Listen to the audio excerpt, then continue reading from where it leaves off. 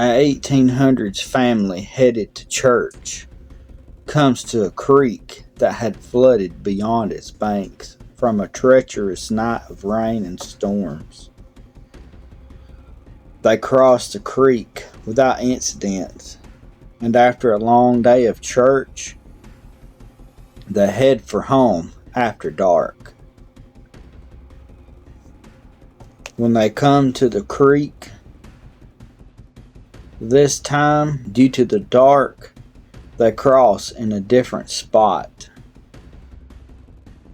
What happens next haunts the family and the town to this day, even haunting the creek itself.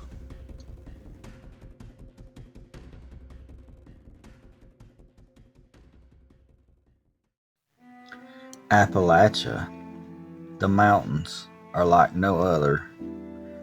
From its rigid terrain, beautiful wildlife, to the people that live their lives here, to the strange, unexplained stories that folks share. Join me while I share this amazing place, one story at a time.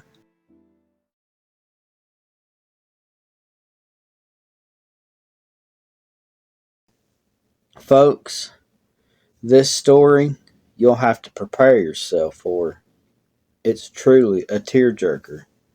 It was sent in to us by our brother David Blair.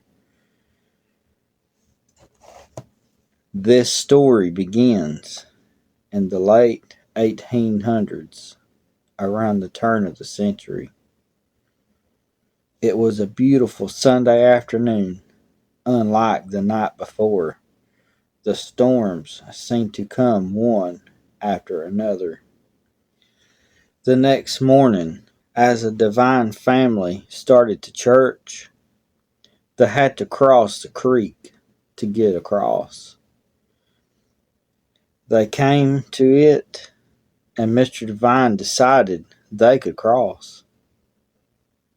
The Divines started across and made it just fine. The family had a good Jesus-filled church meeting with dinner on the grounds, so they were late going home. When the family came back to the creek, they started right across, but not exactly where they crossed on their way to church, because it was late. When they started to cross, Martha, the daughter, was in the back. One of the wheels fell into a hole just big enough to bounce Martha out of the wagon into the treacherous waters of the Timber Creek. The creek still flooded from the storms the night before. It took them only seconds to realize she had fallen out. They immediately set out to find her and saw her going under. They tried to get Martha, but they could not stay in the creek because it was still too strong from the floods. Everyone knew that falling into the Timber Creek was deadly due to the strong undercurrent year-round. The rest of the church folk on their way home too arrived and tried to help find Martha. The church folk who lived in and around White's Chapel helped as well. But no one could find Martha. Her parents were devastated, as well as the whole community. The community had a small funeral service for Martha, but her family said no, not until she's brought home. Days went by in Whitechapel. People hunted and fished like they had always done. Not long after the tragedy, people began to talk. The odd fog that come upon the water. Sometimes it was seen in the morning, but it was mostly seen at night. If it had rained, people would talk about handprints on their buggies or horses. Also, of seeing a figure of a little girl that appeared out of the fog and began walking on the water toward whoever was fishing there. Even those, if they caught their reflection of themselves, the face of the little girl would be looking back at them. They all knew it was Martha, but no one could speak her name out of fear. This happened ever since that tragic day. Even things happening today in modern times. This story is so tragic.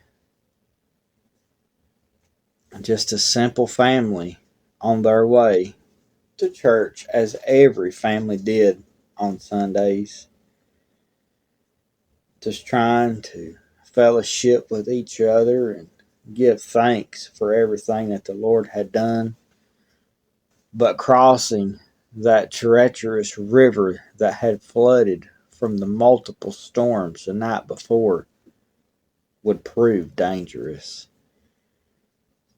They crossed just fine the first time, but on the way back, with it being nighttime, they couldn't see the hole that lay just under that water. And sadly, little Martha wasn't in the front of the wagon. She was hanging off the back. And with just a simple bump and a bounce, she was gone to never be seen again. At least alive. There's so many people that report that are been camping out in the area often see a strange fog. Many times, Martha is seen walking from the fog across the water in their direction, and giving this story a creepy ending. I really want to thank our awesome brother, David Blair, for sharing this story with us. It was a well-known story documented in that area of Glasgow County, Kentucky.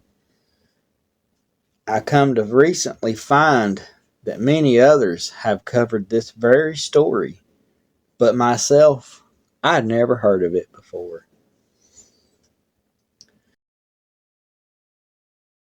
Well, folks, I want to thank you for sitting and listening to the tale of Martha Devine's Hole. Well, I appreciate you listening. We love you to pieces. And I'll see you next time.